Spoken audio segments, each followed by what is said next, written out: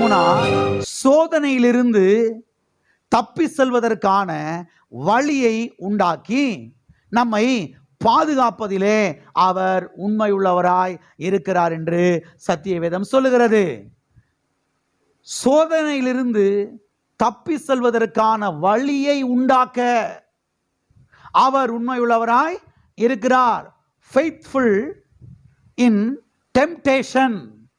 சோதனையிலிருந்து தப்பி செல்வதற்கான போக்கை, வழியை உண்டாக்குவதிலே அவர் உண்மையுள்ளவராய் இருக்கிறார். இன்னைக்கு கிறிஸ்தவ வட்டாரத்தில் பார்த்தீங்கன்னா அநேக கிறிஸ்தவ மக்கள் என்ன சொல்றாங்க? கடவுள் தான் என்னை சோதிக்கிறாரு, கடவுள் தான் என்னைய சோதிக்கிறாரு. ஆனால் சத்தியவேதம் சொல்லுகிறது சோதனையிலிருந்து தப்பி செல்வதற்கான போக்கை, வழியை அவர் உண்டாக்குகிறார் என்று வாசிப்போம். 1 கொரிந்தியர் 10:13 வசனம். மனுஷருக்கு நேரிடுகிற சோதனையே அல்லாமல் வேறே சோதனை உங்களுக்கு நேரிடவில்லை. தேவன் உண்மையுள்ளவராயிருக்கிறார். உங்கள் திராணிக்கு மேலாக நீங்கள் சோதிக்கப்படுகிறதற்கு அவர் இடம் கொடாமல் சோதனையை தாங்கத்தக்க சோதனையோட கூட அதற்கு தப்பித்துக் கொள்வதற்கான போக்கை உண்டாக்குவார். போக்கை அவர் என்ன செய்வார்? உண்டாக்குவார். மனுஷனுக்கு நேரிடுகிற சோதனையே அல்லாமல் வேறே சோதனை உங்களுக்கு என்ன செய்கிறதில்லை? நேரிடுகிறதில்லை. சத்தியவேதம் தெளிவாய் சொல்லுகிறது, தேவன் சோதிக்கிறவர் அல்ல. இந்த உலகத்தில் ஆல்ரெடி சோதனைகள் என்ன செய்யுது? இருக்கிறது. எல்லா மனுஷனுக்கும் வரக்கூடிய சோதனை தான் கிறிஸ்தவ மக்களுக்கு என்ன செய்கிறது? வருகிறது. மற்ற கிறிஸ்தவ மக்களுக்கு வரக்கூடிய சோதனைகள் தான் இந்த கிறிஸ்தவ மக்களுக்கு என்ன செய்கிறது? வருகிறது. ஆனா ஒரு கூட்ட கிறிஸ்தவ மக்கள் என்ன சொல்றாங்க? கடவுள் தான் என்ன செய்கிறாரு? சோதிக்கிறாரு. கடவுள் தான் என்ன செய்கிறார்? இப்படி என்னைய போட்டு வதக்கி எடுக்கிறாரு, புரட்டி எடுக்கிறாரு என்று சொல்லுகிறார்கள். ஆனால் இந்த வசனம் தெளிவாய் சொல்லுகிறது, சோதனையிலிருந்து தப்பி செல்வதற்கான போக்கை, அதாவது வழியை உண்டாக்குவார் என்று எல்லா காரங்களை வைத்து சொல்லுவோம். சோதனையிலிருந்து தப்பி செல்வதற்கான போக்கை, வழியை கர்த்தர் உண்டாக்குகிறார். ஆமென். அருமையானவர்களே, ஆழமாய் கவனியுங்கள். சோதனையை உண்டாக்குகிறவர் கர்த்தர் அல்ல. சோதனையிலிருந்து தப்பி செல்வதற்கான போக்கை, சோதனையிலிருந்து தப்பி செல்வதற்கான வழியை உண்டாக்குகிறவர் தான் கர்த்தர் என்று சத்தியவேதம் சொல்லுகிறது. கிறிஸ்தவ ஜனங்கள் என்ன நினைக்கிறாங்க? கர்த்தர் தான் வியாதியை கொடுத்து என்னைய சோதிக்கிறார். பிரதர், கர்த்தர் தான் வியாதியை கொடுத்து என்ன செய்கிறார்? என்னைய சோதிக்கிறாரு. அருமையானவர்களை கவனியுங்கள். கர்த்தர் வியாதியை கொடுத்து உங்களை சோதிக்க வேண்டிய அவசியமே கிடையாது. ஏன்னா ஏற்கனவே ஆல்ரெடி வியாதி என்பது இந்த உலகத்தில் என்ன செய்யுது? இருக்குது. கர்த்தர் பரலோகத்திலிருந்து வியாதி அனுப்பி, கர்த்தர் பரலோகத்திலிருந்து கேன்சர் அனுப்பி, கர்த்தர் பரலோகத்திலிருந்து கொரோனாவை அனுப்பி உங்களை சோதிக்கணும் அவசியம் கிடையவே கிடையாது. ஆல்ரெடி ஏற்கனவே இந்த உலகத்தில், இந்த பூமியில் என்ன இருக்குது? காய்ச்சல்கள் இருக்கிறது, கொரோனா இருக்குது, எபோலா இருக்குது, வைரஸ் ஃபீவர் இருக்குது, மூளை காய்ச்சல் இருக்கிறது, எல்லாம் இந்த பூமியில் இருக்குது. எனவே கர்த்தர் ஸ்பெஷலாக அனுப்பி வியாதியை கொடுத்து சோதிக்கணும் அவசியம் கிடையவே கிடையாது. கிறிஸ்தவ மக்கள் என்ன நினைக்கிறாங்க? கர்த்தர் தரித்திரத்தை கொடுத்து என்னை என்ன செஞ்சுக்கிட்டு இருக்கிறாரு? சோதிச்சுக்கிட்டு இருக்கிறாரு என்று சொல்லுகிறார்கள். அருமையானவர்களை கவனியுங்கள். கர்த்தர் தரித்திரத்தை கொடுத்து உங்களை சோதிக்கணும்னு அவசியம் கிடையவே கிடையாது. ஏனென்றால் தரித்திரம் என்பது ஏற்கனவே இந்த பூமியில் என்ன செய்யுது? இருக்குது. எத்தனை பேருக்கு நான் சொல்றது புரியுது? வியாதி என்பது ஏற்கனவே இந்த பூமியில் இருக்குது. தரித்திரம் என்பது ஏற்கனவே இந்த பூமியில இருக்குது.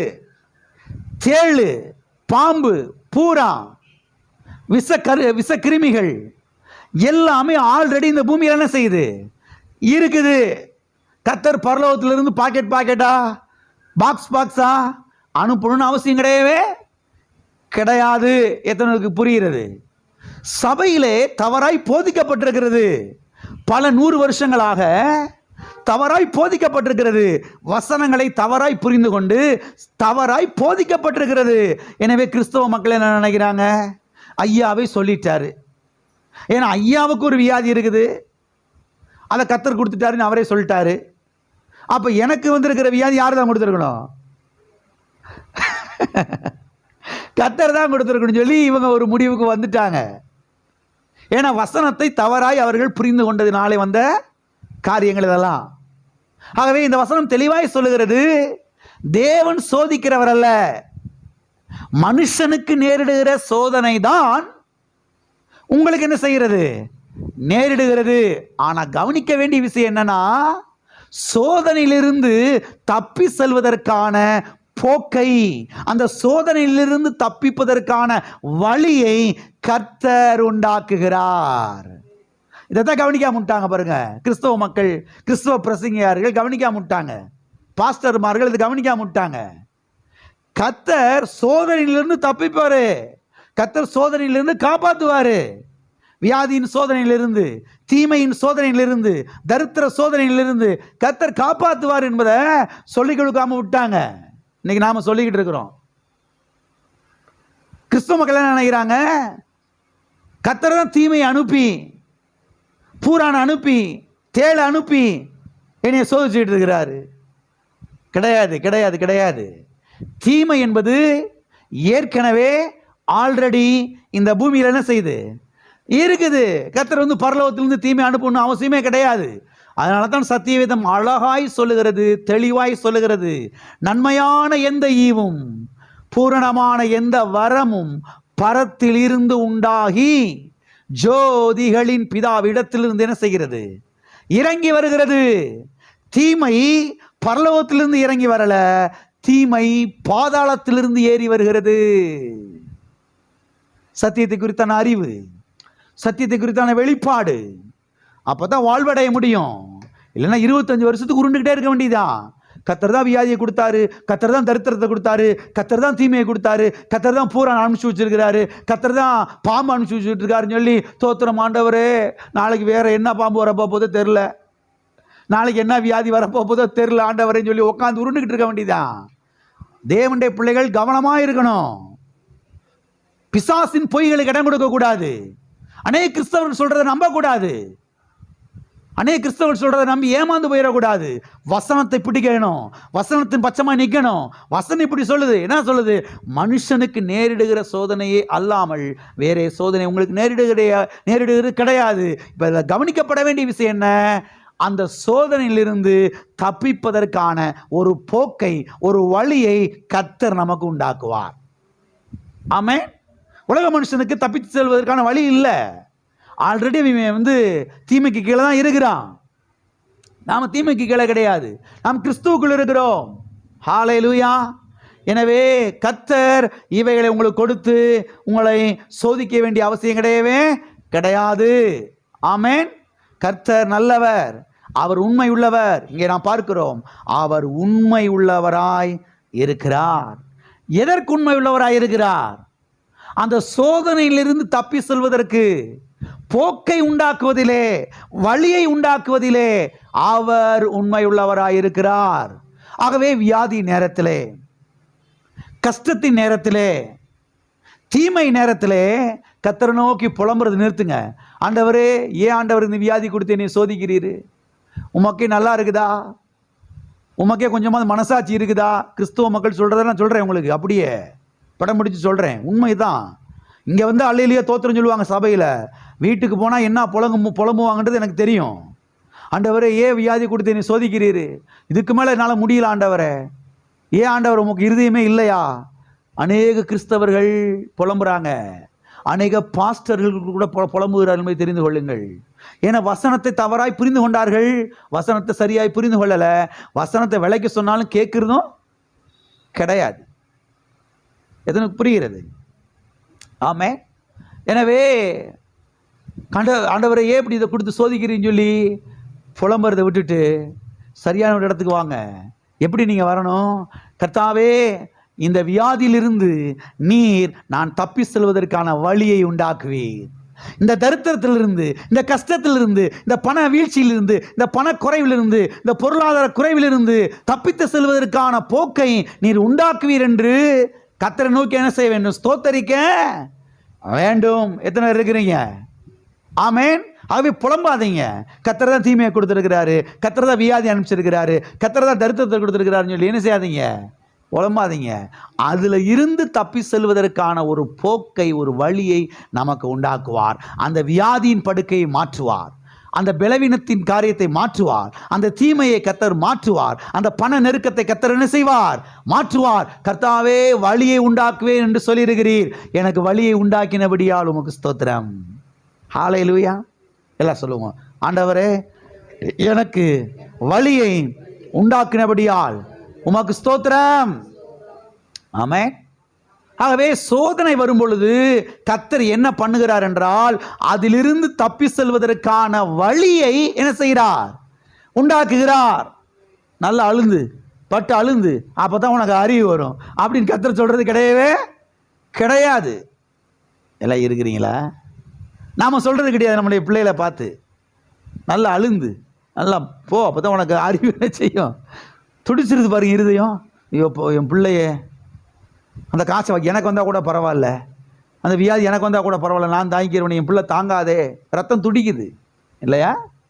கிறிஸ்தவ மக்கள் சொல்கிறாங்க, அநேகர் கர்த்தர் தான் தரித்திரத்தை கொடுத்துருக்கிறாரு, கர்த்தர் தான் வியாதியை கொடுத்துருக்கிறாரு, கர்த்தர் தான் தீமையை கொடுத்துருக்கிறாரு, கர்த்தர் தான் அந்த பலவீனத்தை கொடுத்துருக்கிறாருன்னு. இது எங்கே போய் சொல்கிறதுன்னு தெரில. கிடையாது, கர்த்தர் கொடுக்கறது கிடையாது. தரித்திரத்தையோ, கஷ்டத்தையோ, வியாதியோ, பலவீனத்தையோ, பாம்பையோ, பூரானையோ, கல்லையோ கொடுக்கிறது கிடையாது. அதிலிருந்து தப்பி செல்வதற்கான போக்கை, வழியை கர்த்தர் என்ன செய்வார்? உண்டாக்குவார். சத்தியவேதத்திலே இஸ்ரவேல் ஜனங்களை குறித்து நாம் பார்க்கிறோம். இந்த இஸ்ரவேல் ஜனங்கள் எகிப்தின் அடிமைத்தனத்திலிருந்து விடுதலையாகி செங்கடலுக்கு முன்பாக வந்து அவர்கள் அங்கே பாளையம் இறங்கி இருக்கிறார்கள். எகிப்தின் ராஜாவாகிய பார்வோன் இவர்களை அழித்து போட அவன் படையெடுத்து வருகிறான். நல்லா கவனிக்கணும் இந்த காரியத்தை. 430 வருஷங்கள். அடேங்கப்பா, எத்தனை வருஷம்? 430 வருஷங்க. 40 வருஷம் கிடையாது, 430 வருஷம். ஒரு தலைமுறை என்பது 55 வருஷம். அப்போ 430 போட்டு பாருங்க எத்தனை தலைமுறைன்னு. இத்தனை தலைமுறையா, 5-6 தலைமுறையா அங்கேயே என்ன செய்கிறாங்க? கொத்தடிமே இருக்கிறாங்க. கர்த்தர் கிருபையாய் ஆட்டுக்குட்டியின் ரத்தத்தினாலே மீட்டெடுத்து வெளியே கொண்டு வந்துட்டார். இப்போ கண்ணுக்கு முன்னால் செங்கடல் இருக்கிறது, பின்னால் எகிப்து தேசம் இருக்கிறது. இப்போ பாளையம் இறங்கி இருக்கிறார்கள் அந்த வனாந்தரத்திலே, செங்கடலுக்கு முன்பதாக. இப்போ பாருங்க, மக்களெல்லாம் எகிப்தை விட்டு வெளியே போயிட்டாங்க. அவங்க கால்நடையாக போயிருக்கிறாங்க. காலெல்லாம் நோவெடுத்து சோர்ந்து போய் வனாந்தரத்தில் கடலுக்கு முன்பதாக, சமுத்திரத்துக்கு முன்பதாக எல்லாரும் அப்படியே ஓய்வு எடுத்துக்கிட்டு இருக்காங்க, படுத்து கிடக்கிறாங்க அப்படின்னு நியூஸு பார்வோன் ராஜாவுக்கு போகுது. உடனே படையெடுத்து கிளம்பி வர்றான் பாருங்க. வந்தால் இப்போ அவ்வளோ பேத்தையும் போட்டு தள்ளிடலான்னு சொல்லிட்டு படையெடுத்து வர்றான். இந்த செய்தி மக்களுக்கு வருகிறது. மக்களுக்கு வந்த உடனே பாருங்க, மக்களெல்லாம் ஓன் கத்தி அலறாங்க. என்ன செய்ய போகிறோம், ஏது செய்ய போகிறோம் அலறாங்க. அருமையானவர்களே கவனியுங்கள். அப்பொழுது கர்த்தர் என்ன பண்ணுகிறார் என்றால், கர்த்தர் ஒரு வழியை என்ன செய்கிறார்? உண்டு பண்ணுகிறார். கர்த்தர் என்ன செய்கிறாரு? ஒரு வழியை உண்டு பண்ணுகிறார்.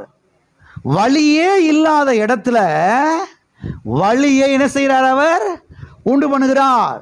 கர்த்தர் சொல்றாரு, மோசே, நீ என்னை நோக்கி முறையிடுகிறது என்ன? உன் கையில் இருக்கிறது என்ன?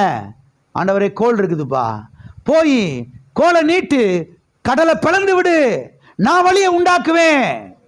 பாருங்க, மோசே போய் நின்று கோலை நீட்டுறாரு, கடலை பிளந்து விடுறாரு பாருங்க. வழி அன்றைக்கு உண்டானது. இஸ்ரவேல் மக்கள் ஒருத்தர் கூட அன்றைக்கு மரித்து போகவில்லை. 30 லட்சம் இஸ்ரவேல் மக்களும் பாருங்க வெட்டாந்தரையில் நடந்து போய் அக்கறைக்கு போனார்கள் என்று அங்கே நாம் வாசிக்கிறோம். ஆகவே கர்த்தர் யார்? போக்கை உண்டாக்குவதிலே உண்மை உள்ளவர், வழியை உண்டாக்குவதிலே உண்மை உள்ளவர். நம்மை வியாதியை கொடுத்து சோதிக்கிறவர் அல்ல, தரித்திரத்தை கொடுத்து சோதிக்கிறவர் அல்ல, எதிரிகளுடைய கையிலே நம்மை ஒப்பு கொடுத்து நம்மை அடிக்கிறவர் அல்ல. போக்கை உண்டாக்குகிறவர், வழியை உண்டாக்குகிறவர். அவர் நாமம் எல் யமுனா. அவர் வழியை உண்டாக்குவதிலே உண்மை உள்ளவராய் இருக்கிறார். நான் சொல்றேன், சில வேளைகளில் உங்க கண்ணு முன்னால் ஒரு பிரச்சனை வந்து நிற்கிது. சொல்றாங்க நம்ம ஊர்ல கண்ணு மொழி பிதுங்கி போச்சு. என்ன மொழி? கண்ணு மொழி பிதுங்கி போச்சு பாஸ்டர். இங்கிட்டு பார்த்தா கண்ணு முன்னால இவ்வளவு பிரச்சனை நிற்கிது, இங்கிட்டு பார்த்தா இந்த பிரச்சனை, இங்கிட்டு பார்த்தா இந்த பிரச்சனை, பின்னால பார்த்தா இன்னொரு பிரச்சனை. எங்க தான் போறது இதுக்கு மேல? நான் சத்தியவேதம் சொல்லுகிறது, அவர் வழியை உண்டாக்குவார். சோதனையிலிருந்து தப்பி செல்வதற்கான போக்கை உண்டாக்குவதிலே அவர் உண்மை உள்ளவராயிருக்கிறார். ஆமென். ஆகவே வியாதி நேரத்தில் சோர்ந்து போயிடாதீங்க, அந்த கடன் பிரச்சனை நேரத்தில் சோர்ந்து போயிடாதீங்க, அந்த தீமை நேரத்தில் சோர்ந்து போயிடாதீங்க. கர்த்தரை நோக்கி ஜெபியுங்கள். எப்படி ஜெபிங்க? கர்த்தாவே, நீர் இங்கே ஒரு வழியை உண்டாக்குவீர். எத்தனை ராமன் சொல்றீங்க? ஒரு வழியை உண்டாக்குவீர் ஆண்டவரே.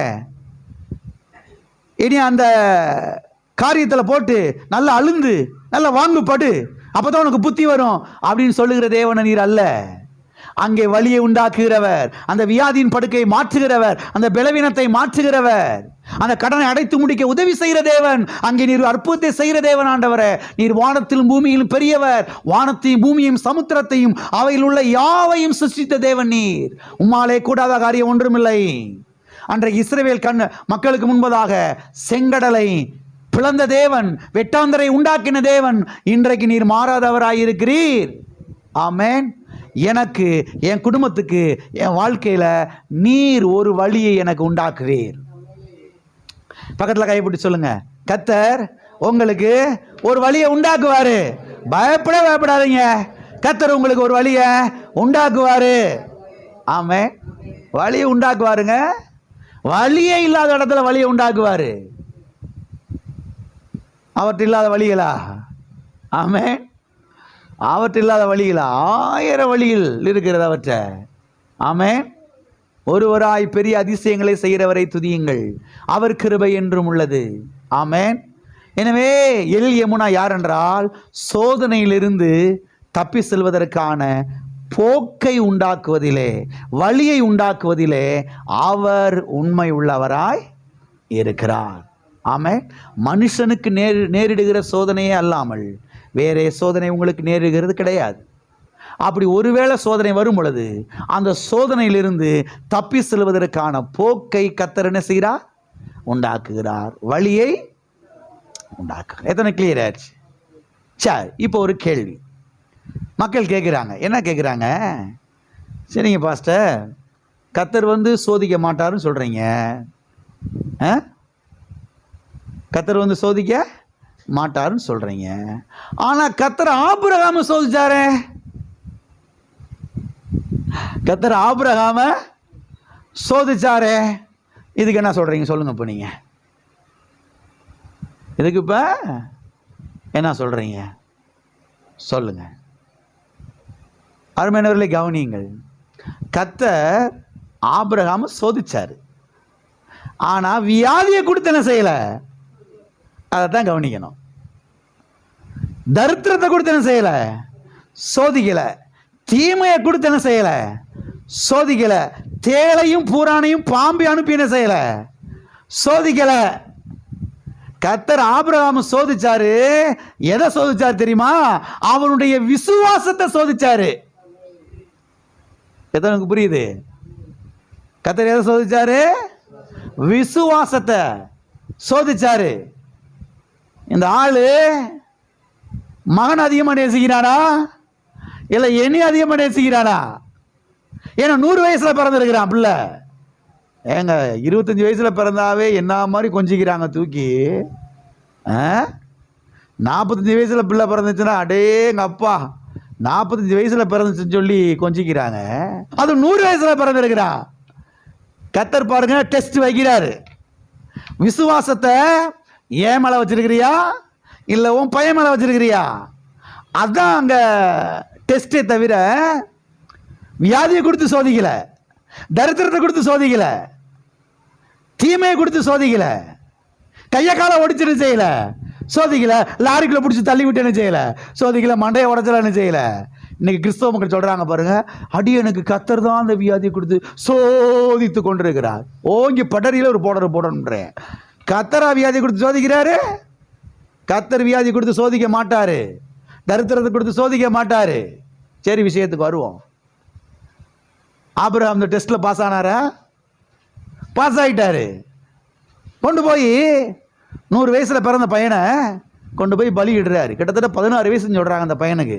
அப்போ ஆபிரகாமுக்கு 116 வயசு ஆயிடுச்சு.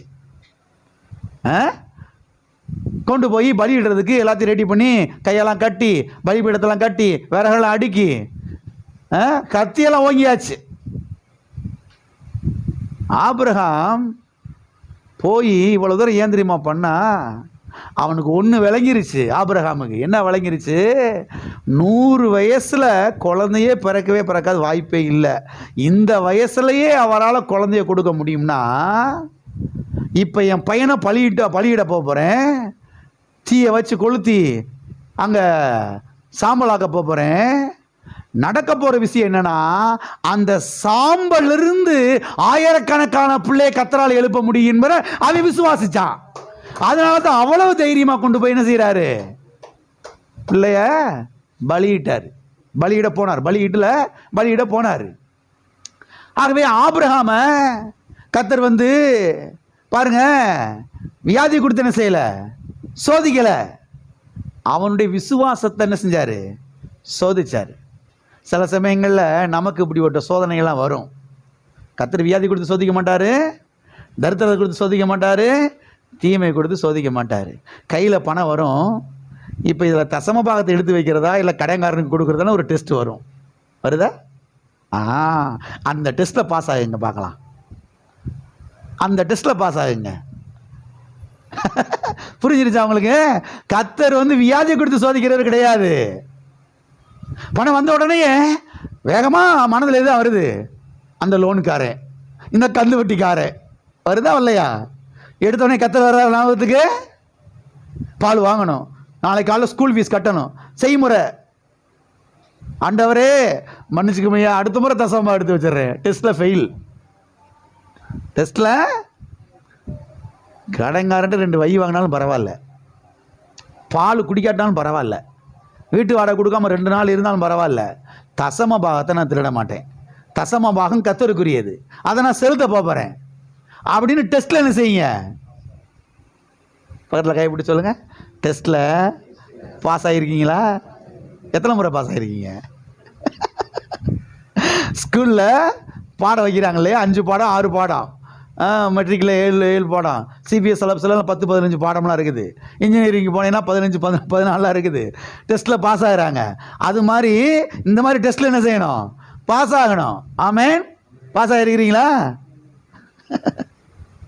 ஆகவே கர்த்தர் யார் என்றால், அவர் தப்பி செல்வதற்கான போக்கை வழியை உண்டாக்குவதிலே அவர் உண்மை உள்ளவராய் இருக்கிறார். ஹல்லேலூயா.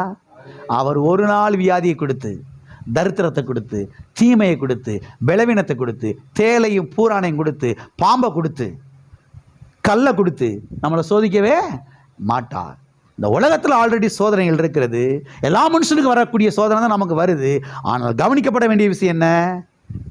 அந்த சோதனையிலிருந்து தப்பி செல்வதற்கான போக்கை வழியை உண்டாக்குவதிலே நம்முடைய கர்த்தர் உண்மை உள்ளவராயிருக்கிறார்.